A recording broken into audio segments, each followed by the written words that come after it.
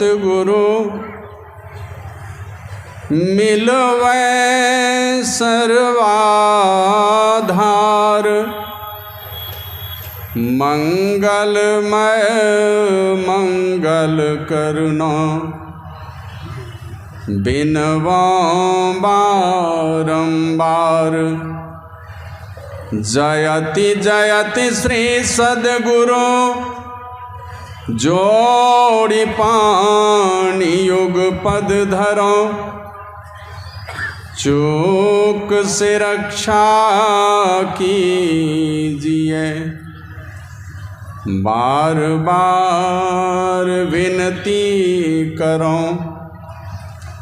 जय जय जय सद्गुरु सुखद ज्ञान संपूर्ण अंग सम, कृपा दृष्टि करे हेरिए हरिय युक्ति बेढंग मम। श्री सद्गुरु महाराज की जय। बाजा ऑपरेटर इको को बिल्कुल जीरो करो, आवाज़ दोहराना नहीं चाहिए, बिल्कुल जीरो करो। सर्वत्र विराजमान परमात्म स्वरूप विश्व वंदनीय 20वीं सदी के महान संत प्रातः स्मरणीय अनंत श्री विभूषित परम पूज्यपाद मोक्षदाता सद्गुरु महर्षि में ही परमहंस जी महाराज के त्रैलोक पावन युगल चरण कमलों में मैं अनंत अनंत बार नमन निवेदित करता हूँ। अव्यक्त रूप में पधारे हुए जीवन मुक्त सभी संत महापुरुषों को नमन करता हूँ, सभी देवी देवताओं को नमन करता हूँ, तमाम संत मत सत्संग के पदाधिकारियों समेत उपस्थित सत्संग प्रेमी सदात्माओं, भक्तिमती माताओं, धर्मशिला देवी स्वरूपा सती साध्वी बहनों, सभी जवान दोस्तों और छोटे छोटे बच्चों को भी मैं बहुत बहुत बार नमन करता हूँ जो घर के कामकाज से छुट्टी निकालकर सत्संग में उपस्थित हैं। इस धरती माता को भी नमन करता हूँ जिस पवित्र भूमि पर बैठकर हम लोग सत्संग कर रहे हैं। बहुत बहुत बार नमन करता हूँ उन महापुरुष को जिनका कितना प्यार मिला, मैं भूल गया संसार को। वो है महर्षि शाही स्वामी जी महाराज। सब लोगों को पता है, सत्संगी तो हम हैं, लेकिन मेरे पीठ पर मुहर लग गया है। और एक समय था, बहुत लोग कहते थे ना कि शाही बाबा इनके पॉकेट में है, और सही बात थी। जहाँ कहा, जिस गांव में कहा, जिनके घर पर कहा, वहीं जाके सत्संग किया। और पूज्य बाबा एक बार कहे थे, मैं यही बड़ी कल्याणी के एक आदमी के कहने पर गया था मनियारपुर, वो गिरधारी साजी। वो बोले कि बाबा मेरा एक लड़का है, उसका मुंडन नहीं हुआ है, और मेरा संकल्प है कि बाबा के आशीर्वाद से हुआ है, तो बाबा जिस दिन मेरे घर पर आएंगे उसी दिन मुंडन होगा। तो हमने कहा कि ये तो भीष्म प्रतिज्ञा है, कैसे पूरा होगा भाई, कुछ खर्च कीजिएगा। बोला 5,000 करेंगे। हमने कहा 5,000 में तो नहीं होगा। बोला अच्छा 10,000 करेंगे। तो हमने कहा इसमें भी नहीं होगा। बोला अच्छा 15,000 करेंगे। तो दूसरे एक आदमी बैजनाथ शाह जी हैं, वो अब तो नहीं रहे, देहांत हो गया। वो कहते हैं बाबा 2 क्विंटल चावल हम दे देंगे। तो हम कहा ये रहेगा गुप्त दान, प्रगट नहीं होगा, ये नहीं का 15,000 प्रगट होगा। हमको और जोर लगाइए। बोला अब नहीं सकेंगे, हम लोग कोयला ठेलने वाला आदमी। 5-6 लोगों को लेके गए मनियारपुर, पूज्य बाबा से निवेदन किया। पूज्य बाबा शाही स्वामी जी महाराज निकट बुलाए और ये कहानी सुनाने लगे। बोले कि एक बार हम गए थे, उस समय संथाल परगना जिला था, गोड्डा क्षेत्र में ही कहीं गए थे गुरु महाराज के साथ। गुरु महाराज शाम के समय में शीतलहरी चल रही थी। शाम के समय में गुरु महाराज जी कहते हैं, साईं बाबा बाहर में देखिए तो बरामदे पर कोई है। तो बाहर में घूम के देख लिया, आके बोलते हैं हुजूर कोई नहीं है। फिर बोले नहीं देखिए ना कोई होगा। तो जाके देखे तो फिर देखे कि कोई नहीं। फिर तीसरी बार बोले कि नहीं बाहर में देखिए कोई है। तब बाबा को लगा जब बार बार गुरु महाराज बोल रहे हैं तो जरूर है कोई। अब गए, अपने जिस बिल्डिंग में ठहरे थे वो विद्यालय था कहीं का, बोले अपने वाले बरामदे पे देख लेते थे, दूसरे बरामदे को देखते थे, और दोनों बरामदे के बीच में 2-3 फीट खाली जगह थी, बीच में दोनों दीवार के बीच में। घुस करके नहीं देखा हमने, सामने से देख लेता था। तो जब झांक के देखा तो दोनों दीवार के बीच में एक बूढ़ी माई गंदा सा कपड़ा पहन के चुपचाप बैठी हुई थी, वो शीतलहरी के समय में, शाम के समय में। तो गुरु महाराज कहते हैं उन्हीं को बुलाइए। वो बूढ़ी जैसे गुरु महाराज के कमरे में प्रवेश की, हाथ में लाठी ली हुई थी, गुरु महाराज के निकट गई तो गुरु महाराज उनके सामने में अपना माथा झुका दिए, सर झुकाए, और सर झुका के कहते हैं ल माला पिन्हाबो। गुरु महाराज उस बूढ़ी माई के सामने में गर्दन झुका दिए और कहते हैं हमरा माला पिन्हाबो। तो अपना आचरा खोली, सब माला का जो फूल सब था ना सब सूख चुका था, वही सूखे हुए फूलों की माला ही गुरु महाराज के गले में डाल दी।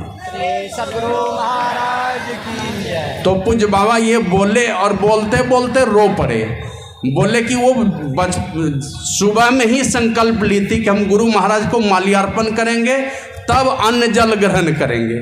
उनको कोई घुसने ही नहीं देता था, गुरु महाराज के निकट जाने नहीं देता था, इतना गंदा कपड़ा पहने हुए थे।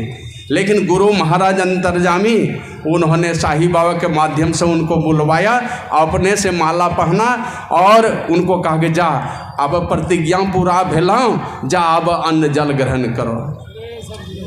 तो ये वो गई अन्न जल ग्रहण करना। और पूज्य बाबा कहते हैं के छे दुनिया में गरीब रो दर्द सुने वाला।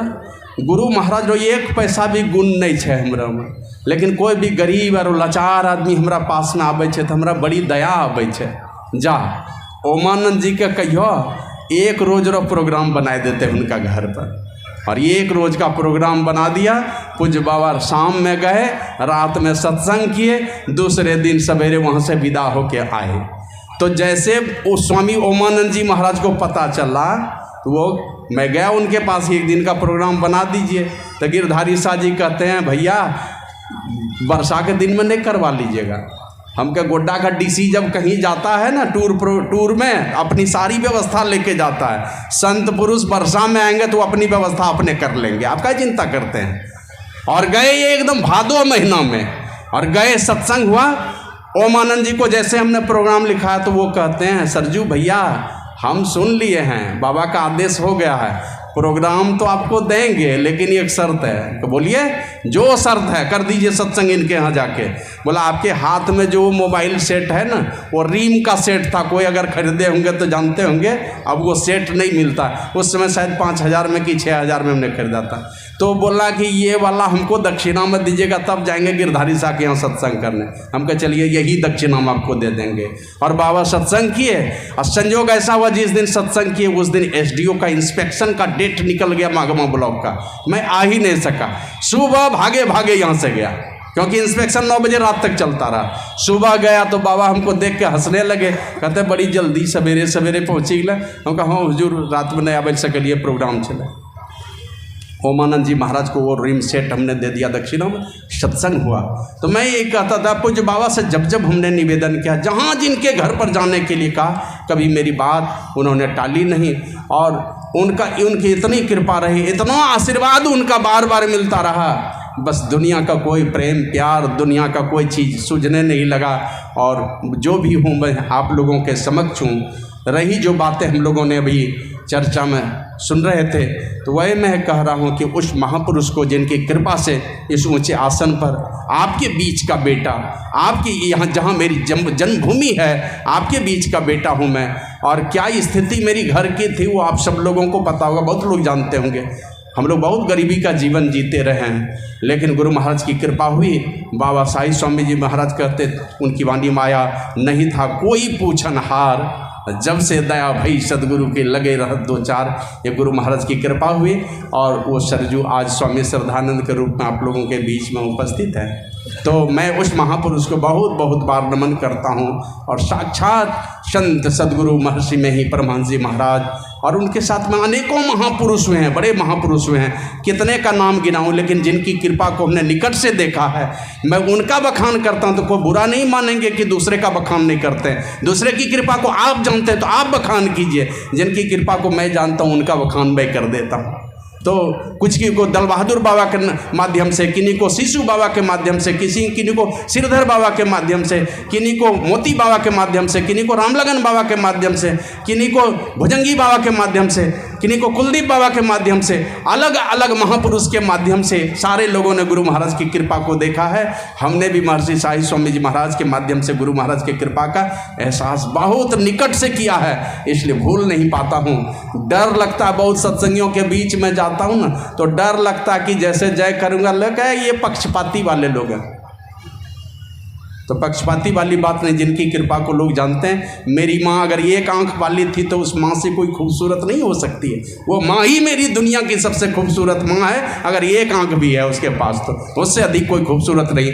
तो जिस महापुरुष के माध्यम से हमने गुरु की कृपा का एहसास किया है वो महर्षि साई स्वामी जी महाराज हैं। बहुत बहुत बार नमन करता हूँ और सब लोगों से निवेदन करता हूँ कि आप लोग गुरु महाराज की जय घोष जोरदार शब्दों में करने की कृपा करें। श्री सद्गुरु महाराज की जय।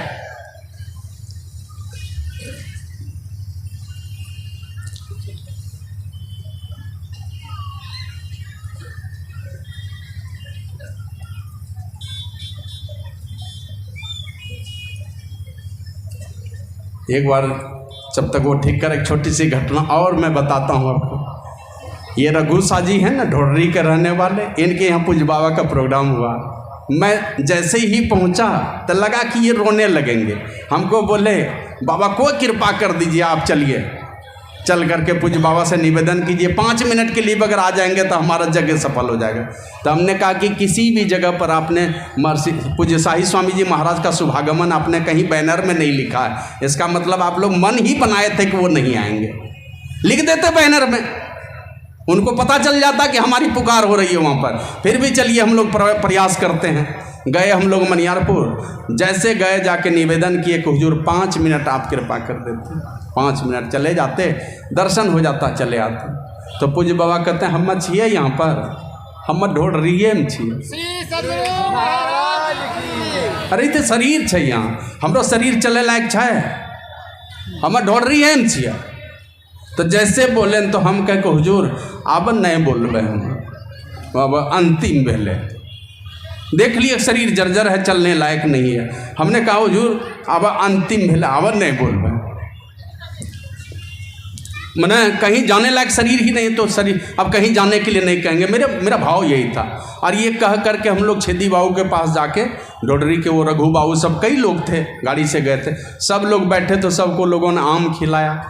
तो सब लोग खाना शुरू किया था, मैंने शुरू नहीं किया था। तो उधर से कोई शिष्य आकर के कहते हैं कि वो चलिए हुजूर वहाँ बुला रहे हैं। दौड़ के जैसे गए ना तो बाबा ऐसे इशारा करते हैं, चौकी पर लेटे लेटे ऐसे इशारा किए।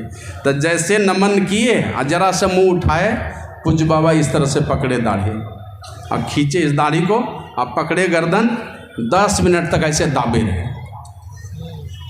सब लोग अवाक होकर के देखते, 10 मिनट तक अपने हृदय से लगा करके रखे। तब कहते हैं कि बोल रहे हैं, कहीं नहीं बोल रहे हैं। हम कहे हुजूर शरीर अब आपका चलने लायक नहीं है, इसलिए अब समझ गए कि आप नहीं रहिएगा, अब इसलिए अब बोलना उचित नहीं।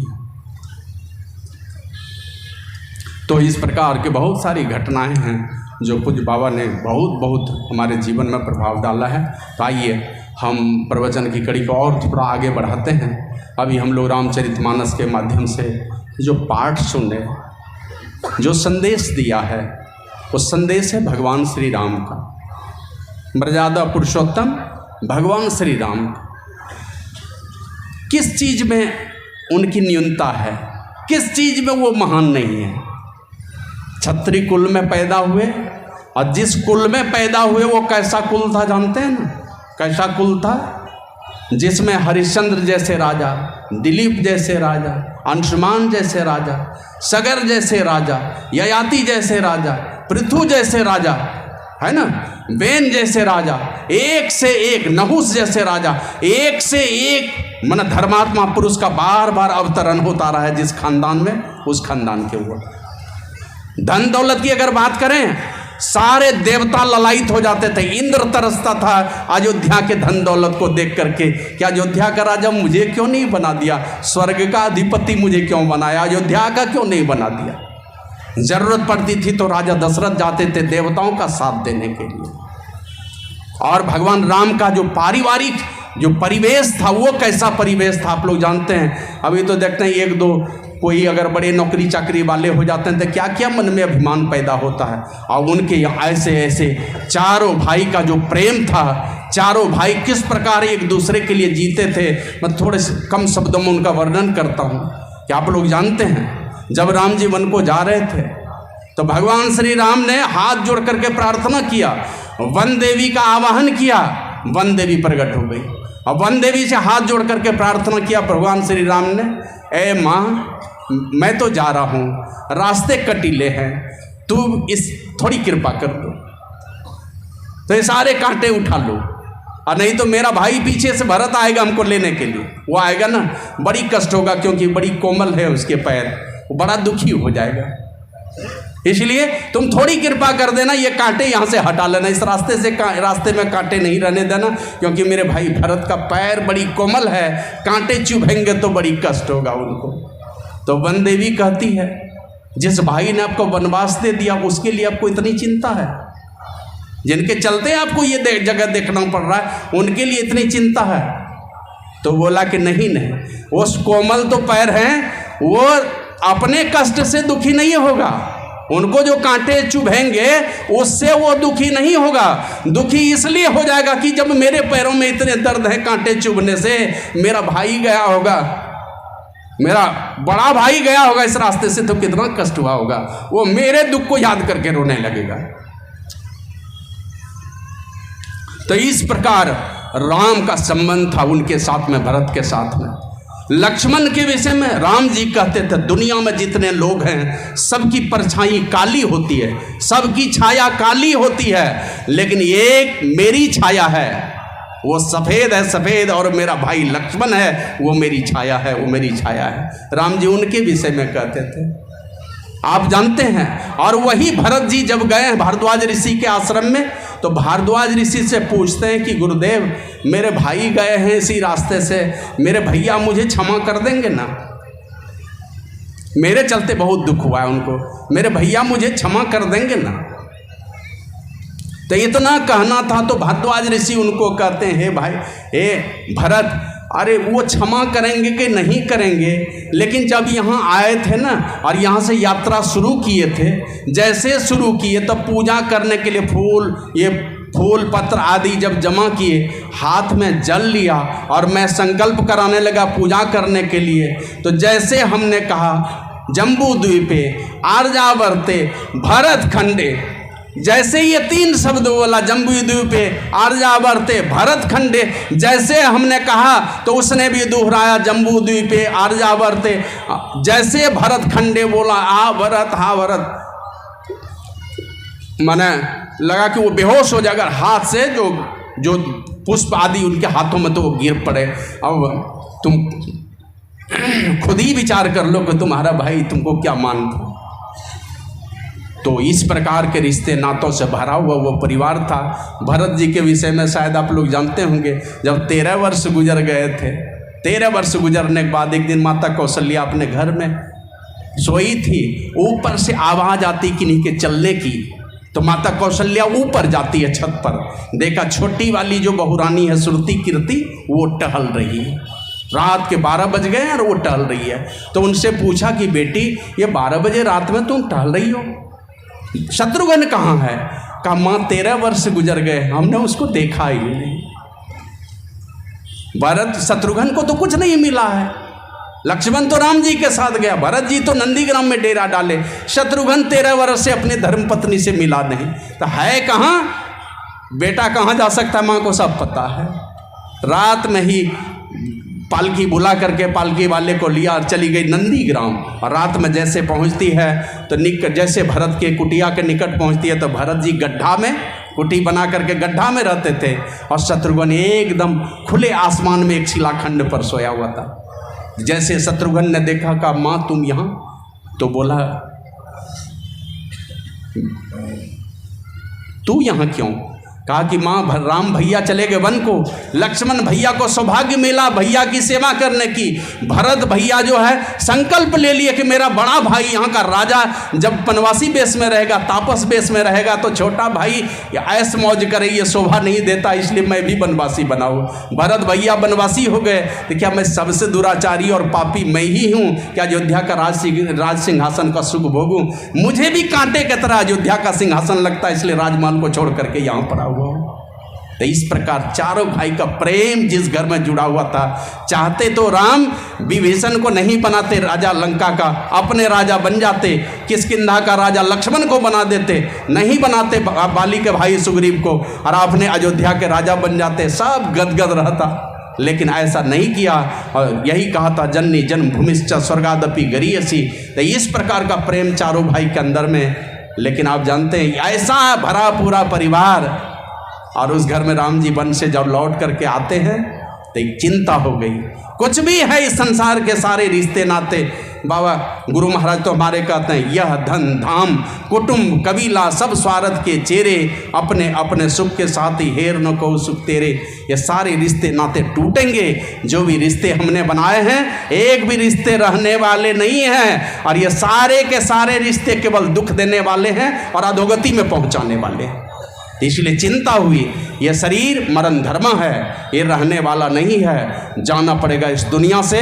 भगवान श्री राम को चिंता हुई, तो चिंता हुई तो क्या कहा, जा करके समझा सारे नगरवासियों को बुला करके। एक दिन मैंने बताया था, शायद आप लोग पढ़े हों, महर्षि वेदव्यास ने लिखा कि दुनिया की सारी नारी जाति को, जितनी नारियां हैं, एक ही पुरुष की पत्नी बना दो, और दुनिया के सारे पुरुषों को एक ही स्त्री का पति बना दो, और दुनिया के सारे जानवरों का मांस एक ही आदमी को खिला दो, और दुनिया के सारी संपदा का मालिक एक ही आदमी को बना दो, फिर भी मन की वासना और तृष्णा मिटने वाली नहीं है। और अंतिम में एक न एक दिन तृष्णावंत होकर के, याचक बन करके, भिखारी बन करके और इस दुनिया से विदा होना पड़ेगा। दूसरे तरफ प्रभु श्री राम कहते हैं नर्तन पाई विषय मन देही पलटी सुधाते सठ विषलेही। जो मनुष्य शरीर पा करके विषयों में मन लगाता है, वह मानो अमृत को छोड़ करके उसके बदले में जहर ले रहा है। इसी को काकभूषुंडी जी और गरुड़ जी के संवाद में हम लोग सुनते हैं, नर समान नहीं कौनी उदेही जीव चराचर जाचत जेही। नर्तन पाई विषय मन देही पलटी, नर समान नहीं कौनी देही जीव चराचर जाचत जेही। ये मनुष्य शरीर के समान दूसरा कोई शरीर नहीं है। क्यों? तो कहा नरक स्वर्ग अपवर्गनी से। इसी मनुष्य शरीर में नरक में जाने की सीढ़ी है, स्वर्ग में जाने की सीढ़ी है, और अंततः सदा सदा के दुखों से छूटकर मुक्ति में चले जाएं, परमात्मा से मिलकर एकम एक हो जाएं, सारे जंजाल मिट जाएं, जन्मना मरना मिट करके अपनी मौज और मर्जी से परमात्मा के साथ मिल जाएं। उसके लिए भी इसी मनुष्य शरीर में सीढ़ी है। और ऐसे शरीर को पाकर सो तन धरी भजय हरि भजय ही न जे नर हो ही विषयरत मंद मंद तर। कांच किरीच बदले ते ले ही करते डारी परस मनी दे। वो कांच का टुकड़ा लेता है पारस पत्थर फेंक करके, अगर ऐसा कीमती मनुष्य का शरीर पा करके विषयों में मन लगाता। करना क्या है? भगवान श्री राम कहते हैं हे भाई यही तन कर फल विषय न भाई। ये मनुष्य शरीर जो दिया है परमात्मा ने, ये विषयों का भोग भोगने के लिए नहीं दिया है। जो भी दिया एकमात्र काम करने के लिए, यही काम करने के लिए ये अंतिम में पाँव पर अटकाया है लाके। 184 भरमी के और पाँव पर लाके अटकाया है। बस एक बार लाल हो जाना चाहिए। लाल होने का प्रयास करते रहिए तो वहीं अंतिम में पाँव पर ही अटके रहेंगे, लाल होने के इंतजार में। उधरे जाना है। ये लसंग, ये संस्कार आपको बार बार उस जगह पर ले जाएगा, मतलब बार बार मनुष्य शरीर दिलाएगा। लेकिन ये जतन अगर आपने नहीं किया तो भगवान श्री राम कहते हैं यही तन कर फल विषय न भाई, और स्वर्ग उसल पंथ दुखदाई। याद रखिए, ये मनुष्य शरीर पाने का फल केवल विषयों का भोगना नहीं है। और दो और बातें कही कि स्वर्ग और स्वल्प, अगर स्वर्ग में भी चले गए तो थोड़े दिन के लिए, और अंत में दुख होगा, आपको दुख होगा। आप लोग जानते हैं ना, 80,000 वर्षों तक विदर्भ देश के राजा ने तपस्या किया, जंगल में जाकर के सोचा कि शायद हम जो राजा रहते हुए जो कुछ उल्टा पुल्टा कर्म किए हैं, अंतिम में तपस्या कर लेंगे, चले जाएंगे ऊंचे लोक में, तो कोई दुख नहीं होगा। 80,000 वर्षों तक जंगल में जाके तपस्या की, चले गए ब्रह्मलोक। अब भूख प्यास से कर रहते हैं छटपट, जबकि किसी को भूख प्यास नहीं लगती थी। ये राजा श्वेत छटपट आते हैं भूख प्यास से, तो ब्रह्मा जी कहते हैं तुमको अपना मुर्दा शरीर का मांस खाना पड़ेगा। कितने दिनों तक? बोला 100 साल तक। कहा ये छोटा सा शरीर चलेगा 100 साल? बोला खत्म ही नहीं होगा, जितना खाओगे फिर पूर्ति हो जाएगी। तो 80,000 वर्षों तक जंगल में तपस्या करने के बाद भी ब्रह्मलोक से आके मुर्दा खाना पड़ता था, अपना ही शरीर का मांस खाना पड़ता था। अभी खाइए न जितना खाना है, जिस जानवर का मांस खाना है खाइए, और दुर्दशा जब पूरी होगी, जम का डंटा पड़ेगा तब पता चलेगा। बाबा कबीर तो कहते हैं एक तो अंधेरी कोठरी जा में दिया न बाती हो, बहियाँ पकड़ी जब ले चले कोई संग न साथी हो। चिल्लाएंगे उस समय, पत्नी को पुकारेंगे, पति को पुकारेंगे, बेटे को पुकारेंगे, कोई आपकी आवाज़ सुनने वाला नहीं है। इसलिए बाबा साहेब स्वामी जी महाराज लिखते हैं, ना हम कैलों साधु संगतिया, ना सुन लो कछु ज्ञान, ना हम कैलों गुरु के भगतिया, को ना कहे तो कल्याण। बूझे रही है देह अमर छे, नहीं जीवन अवसान, अब तो जम के मुंगरी याद करी थर थर करे छे मोर प्राण। पहले तो कुछ नहीं बूझते हैं, अरे क्या ये सत्संग भजन और भक्ति, अभी मौज करने दो। और जैसे पैरालिसिस मारा, सब दिन और रात सब सूझने लगता है तुरंत, जैसे बोलती बंद होगी। एक लड़का मेरे रमला में, पारण राय नाम था, कुआं पर बैठा था। अब कुआं पर देखते हैं देहाती कुआं था, सखवाल लकड़ी का पैर रखने के लिए बना दिया था, खटाल खटाल। तो वो कुएं पर बैठा है, पटल पर ऊपर बैठ करके देख रहा है। तो हम उसको कहते रे परना रे हैरंग कर जो गेले तो चले जेबे कुइया में। तो वो क्या कहता हे ना करबे तो केना जेबे, करते हुए चला गया कुइया में, चला गया। तो चिल्लाने लगे। वो शंभू मांझी, सुभाष मांझी, श्रीनिवास मांझी सब बगले में घर है, उन्हीं के कुआं में गिरा था। दो भाई छलांग मारा, तब उनको निकाला है। तो वो दुर्दशा का दिन, गैरेज में आने का दिन धीरे धीरे हम लोगों का निकट चला आ रहा है। सब जाएंगे, सबका चेचिस बैठने वाला, सब उसी तरफ बढ़ते चले जा रहे हैं। इसलिए एकदम सजग होकर के रहिए। यह मनुष्य शरीर मिला है, क्या कर्तव्य है इस मनुष्य शरीर का, उसको बराबर स्मरण में रखिए। हम लोग बचपन में पढ़ते थे मैथिली शरण की गुप्त की कविता, नर हो न निराश करो मन को, कुछ काम करो कुछ काम करो, जग में रहकर कुछ नाम करो, बड़ा काम कीजिए। और यह जन्म हुआ कि शर्त हो, समझो इसको यह व्यर्थ न हो। अपने जीवन को सफल भी करना है, यही भगवान श्री राम का उपदेश है। रामचरितमानस के माध्यम से आकर 4,84,000 जोनि भरमतिया जीव अविनाशी, फिरत सदा माया कर प्रेरा, काल कर्म स्वभाव गुण घेरा, कबहू करी कर नानर देही, देती सिविनु हेत सनहि। कभी कभी कृपा करते हैं परमात्मा, 84 लाख योनियों में भटकते हुए किसी जीव पर कृपा दृष्टि पड़ गई, उठा करके उसको ले जाकर मनुष्य के शरीर में पहुंचा देता है। करते क्या है? यही बाबा कबीर कहते हैं, यह मानव तन है हीरा, मूर्ख समझे इसको खीरा, हमरा देखी देखी हो गई पीरा रे अभागा मन में। ऐ अभागे मन, यही देख करके मुझे पीड़ा होती है। ये हीरा जैसे कीमती शरीर को तुम खीरा समझ बैठे हो, 2 पैसे का चीज समझ बैठे हो। फिर आगे कहते हैं, यह मानव तन अनमोल, देखो अंतर के फटखोल, लेकर ज्ञान तराजू तौल रे अभागा मनमा। ज्ञान के तराजू पर तौल करके देखिए, यह अनमोल मनुष्य का शरीर मिला किस लिए है। एक बार ये मथुरा में एक महात्मा हुए, जय गुरुदेव महाराज। जय गुरुदेव महाराज कभी कभी एक कथा कहते थे। वो जय गुरुदेव महाराज एक दिन सुना रहे थे कि एक महात्मा जी नदी के किनारे, जंगल के किनारे रहते थे। एक लकड़हारा रोज लकड़ी काट करके लाता था और बेचता था, उसी से घर परिवार चलता था। एक दिन उस महात्मा को दया आ गई। वो महात्मा जी पूछते हैं, भाई लकड़हारी ये बताओ क्या करते हो? बोला लकड़ी बेच के जीवन चलाता हूँ। कार्य कभी आगे कुछ बढ़ करके देखा? बोला महाराज फुर्सत कहाँ कि आगे बढ़ करके देखूं। यार थोड़ा आगे बढ़ के देखो। संत महात्मा लोग इसी तरह राम नाम के हीरे मोती संत लुटाए गली गली, ले लो रे कोई राम का प्यारा आवाज लगाए गली गली। तो गली गली संत पुरुष आवाज दे रहे हैं। तो उसे पूछा कि थोड़ा आगे बढ़ के देखो ना। तो लगा कि सुननी चाहिए बात इनकी। चले गए, आगे बढ़े। आगे जैसे बढ़ते हैं तो देखा चंदन के वन थे, सारे चंदन के पेड़ लगे हुए थे उसमें। कहा उसी की लकड़ी काट के बेचो। बेचना शुरू किया तो बहुत सारे पैसे कमाए।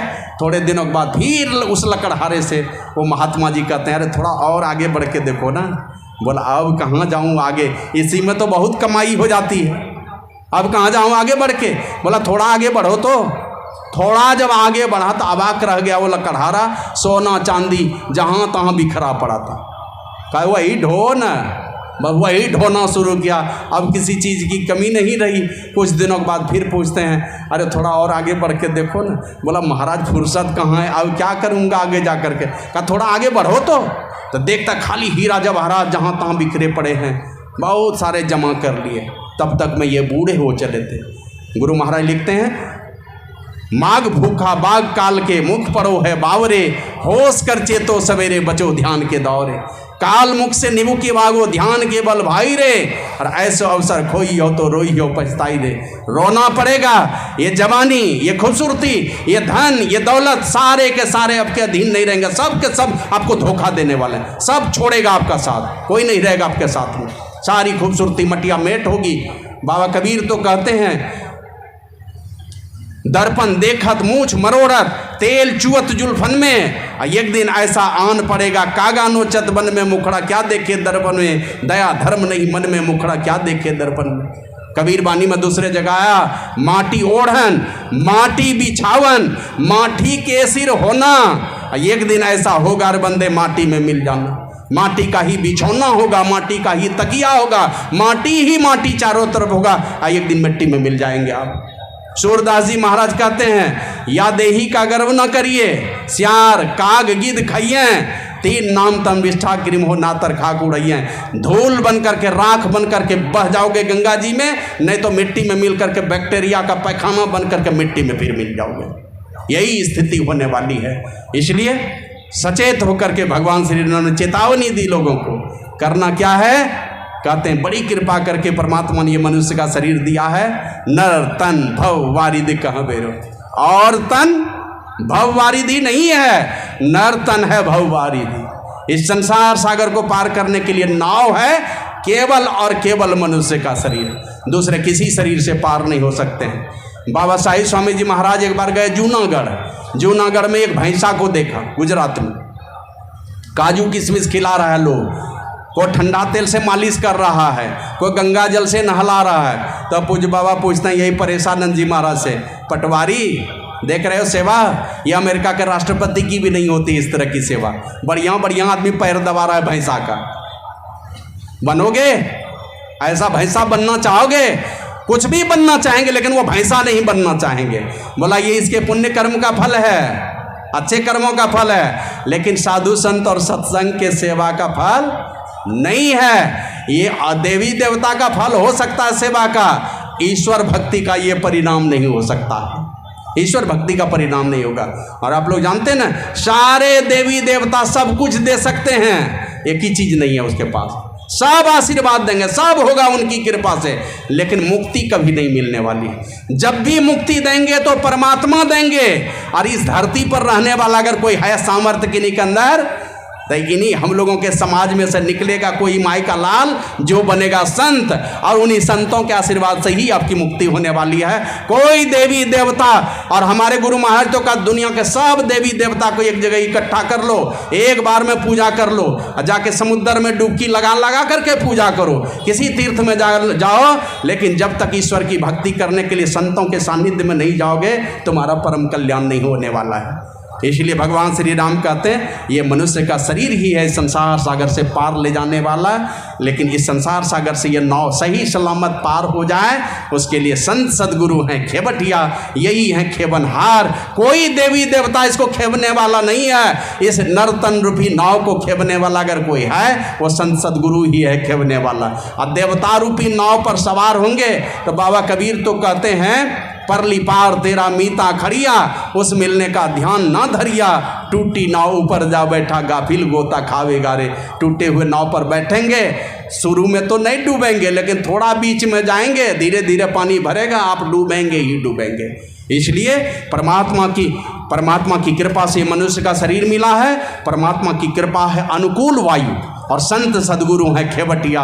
तीनों साज सबको मिलता नहीं है। हम लोगों का जन्म Pakistan, Afghanistan, America, England, Britain कहीं किसी देश में हो जाता, ये संत महापुरुष सात्विक कहाँ मिलेंगे?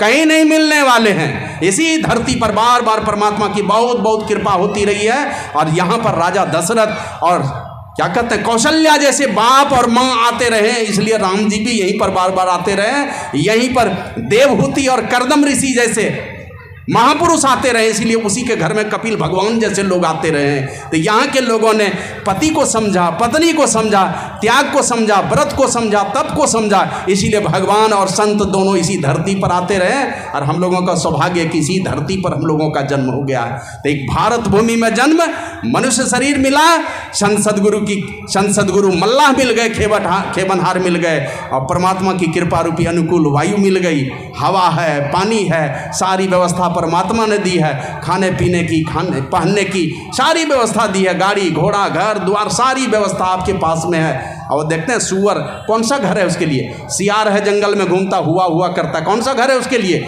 गीदड़ भालू देखिए जंगल में घूमता चलता, घाव होगा तो कोई देखने वाला नहीं है, उसको मर जाएगा ऐसे।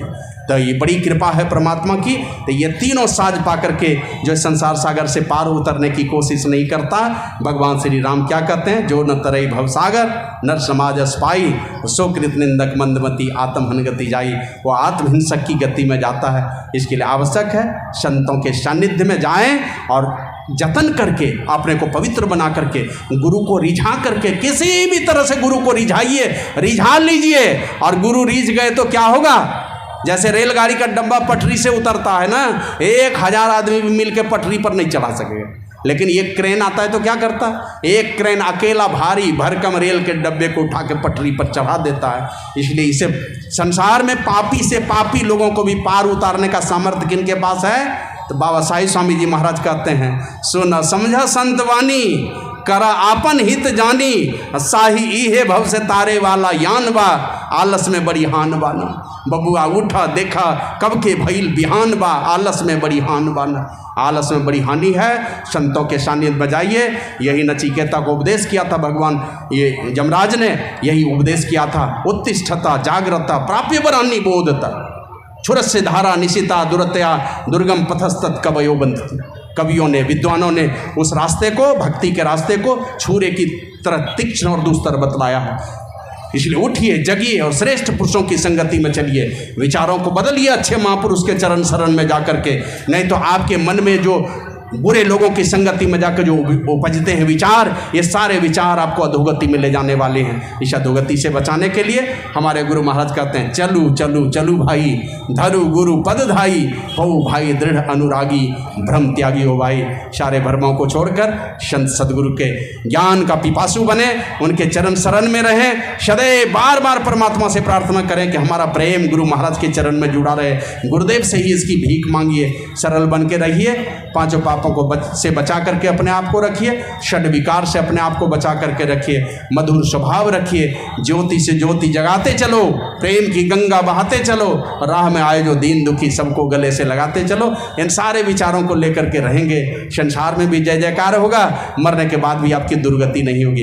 इसके लिए संतों का सानिध्य प्राप्त कर उनकी जुक्ति को सीखें और जुक्ति के मुताबिक भजन करें। नहीं तो बाबा साईं स्वामी जी महाराज कहते हैं, भक्ति की जुक्ति है सदगुरु बताते, जिसे सीख जीवन को लाना पड़ेगा।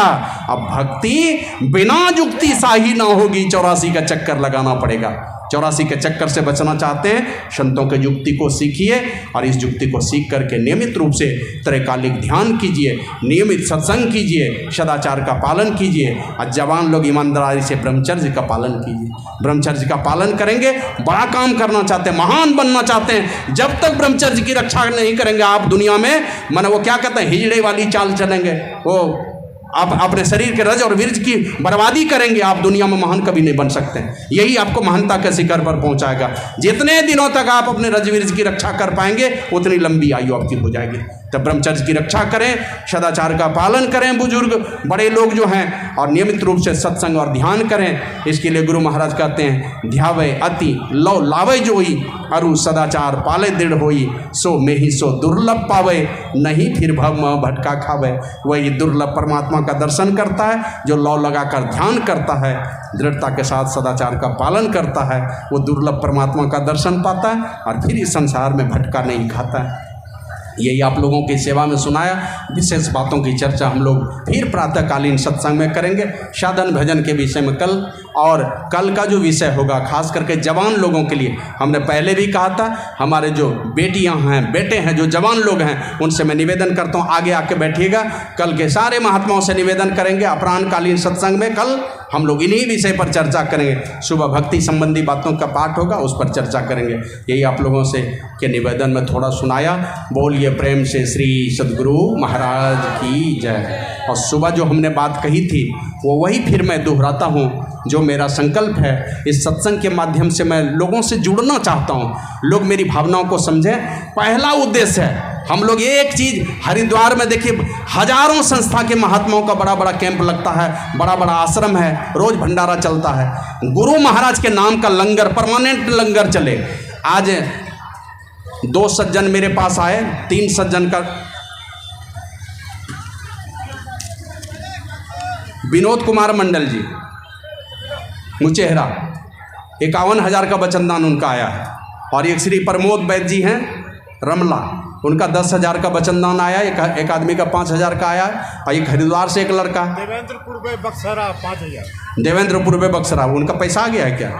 हाँ, रसीद पर आ गया। श्री राम जी शाह शिक्षक हैं और इनके तरफ से 25,000 का वचनदान आया। जिनका भी वचनदान है, ये देखिए मेरी उंगली जिधर जा रही है ना, ये सामने में जो गोदाम है, इस गोदाम के पास में ही मेरा निवास है। जो भी वचनदान देंगे वहाँ करके डायरी पर लिखवा देंगे हम, क्योंकि देखिए जब घर द्वार बनना शुरू होता है तो खुदरा पैसा से कम चलता है। ज़मीन जब खरीदा जाएगा तो एक बार में पैसा लगेगा। और हम लोगों की इच्छा है ये जितना बड़ा पंडाल है, कम से कम इतनी बड़ी ज़मीन हो जाए, 2 करोड़ रुपया लगेगा। इतनी बड़ी ज़मीन हो, हम लोग नहीं रहेंगे, आप भी नहीं रहेंगे, लेकिन आने वाली जो पीढ़ी है ना, उनके लिए एक बहुत बड़ा गौरव का चीज़ हो जाएगा, दुनिया में कीर्ति जाएगी गुरु महाराज की। तो इसलिए सब लोगों से निवेदन करता हूँ, हमारा कोई व्यक्तिगत स्वार्थ नहीं है, उसके लिए ट्रस्ट हम लोगों ने बनाया। ट्रस्ट के अकाउंट में सारा पैसा जाएगा, ट्रस्ट के माध्यम से वह सारा काम होगा। और उसमें व्यक्तिगत कोई मालिकपना नहीं है कि श्रद्धानंद का कोई चीज़ हो गया, हमारा तो 12.5 बीघा जमीन, वो भी कोई ले लेगा तो दे देंगे, जो महात्मा मालिक बनना है बन जाओ। तो इसलिए सब लोगों से निवेदन है, सब लोग बढ़ चढ़ करके, एक बार खाली गोड्डा की धरती से हाथ उठेगा ना तो मैं समझता हूं कहीं फिर बाहर जाने की आवश्यकता नहीं होगी। तो बोलिए प्रेम से श्री सद्गुरु महाराज की जय।